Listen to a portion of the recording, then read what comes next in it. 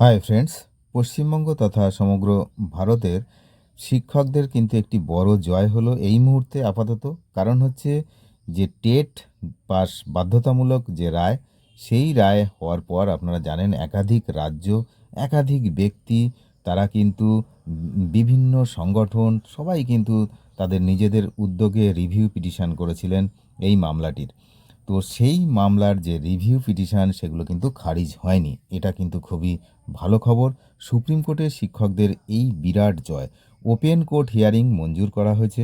সুতরাং ওপেন কোর্টে শুনানি হবে। আপনারা জানেন যে রিভিউ পিটিশনগুলো সাধারণত আদালতের যে ক্লোজ চেম্বার সেখানেই শুনানি হয় এবং শুনে সেগুলো সেখানে খারিজ হয়ে যায় ম্যাক্সিমাম সময়। তো এক্ষেত্রে প্রথমে কিন্তু সেদিন ক্লোজ চেম্বারে সেগুলো বিচারপতিরা নিয়ে আলোচনা করেছেন এবং পরবর্তীকালে সেটা ওপেন কোর্ট হিয়ারিং মঞ্জুর করা হয়েছে এবং শুনানির দিনও ধার্য করা হয়েছে। খুবই গুরুত্বপূর্ণ বিষয় এই মুহূর্তে আপামর শিক্ষক মহলের।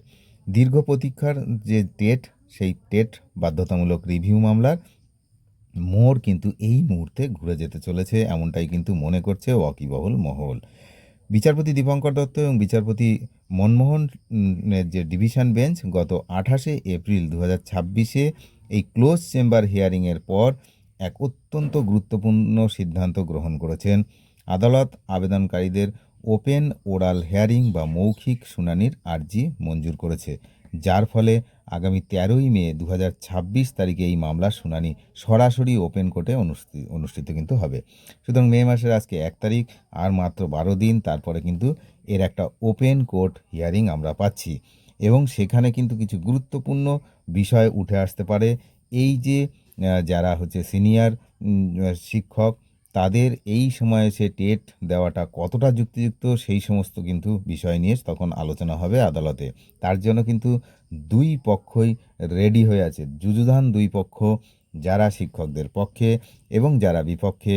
সমস্ত বিষয়গুলো কিন্তু যারা বিষয়গুলো নিয়ে আইনজীবীরা কিন্তু অলরেডি অনেক দিন আগে থেকেই রেডি হয়ে আছেন। তো যাই হোক, সেদিন কি হয় সেদিকে তো আমরা নজর রাখবো। কারণ এই মামলা কেন শুনানির প্রয়োজন হলো, এই বিষয়টাও কিন্তু জানা খুবই আমাদের জরুরি। কারণ 2025 সালের 1 সেপ্টেম্বর সুপ্রিম কোর্ট কর্মরত যারা শিক্ষক তাদের জন্য টেট বাধ্যতামূলক করা সংক্রান্ত যে একটি কিন্তু রায় দিয়েছিলেন। সেই রায়কে পুনর্বিবেচনার জন্য পশ্চিমবঙ্গ প্রাথমিক শিক্ষা পর্ষদ, রাজ্য সরকার এবং দেশের বিভিন্ন শিক্ষক সংগঠনের পক্ষ থেকে রিভিউ পিটিশন দাখিল করা হয়েছিল। সাধারণত রিভিউ পিটিশনগুলো আমি যে কথা আগেই বললাম যে ক্লোজ চেম্বারের কিন্তু নিষ্পত্তি হয়, কিন্তু এক্ষেত্রে বিচারপতিরা আইনজীবীদের সওয়াল জবাব শোনার প্রয়োজন মনে করেছেন, সুতরাং সেটা কিন্তু শোনা হবে। মামলাটি আর কেবল নথিপত্রের মধ্যে সীমাবদ্ধ নেই। আইনজীবীরা এখন সরাসরি আদালতে বিচারপতির সামনে যুক্তি পেশ করতে পারবেন। রিভিউ পিটিশনটি সরাসরি খারিজ হয়ে যাওয়ার সম্ভাবনা আপাতত থাকছে না, যা কিন্তু শিক্ষকদের বা শিক্ষক সংগঠনগুলোর জন্য একটি বড় আশা।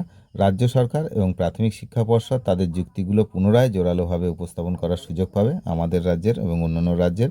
এবং আগামী 13ই মে 2026 এই তারিখটি পশ্চিমবঙ্গ প্রাথমিক শিক্ষা ব্যবস্থার জন্য কিন্তু অত্যন্ত গুরুত্বপূর্ণ। এখন এই ওরাল হিয়ারিং বিচারপতিরা সন্তুষ্ট হন কিনা এবং আগের রায়ের কোনো পরিবর্তন আসে কিনা সেদিকে আমরা নজর রাখছি, আপনারাও নজর রাখুন। চ্যানেলে নতুন হলে আপডেট পাওয়ার জন্য সাবস্ক্রাইব করে সঙ্গে থাকবেন। ধন্যবাদ।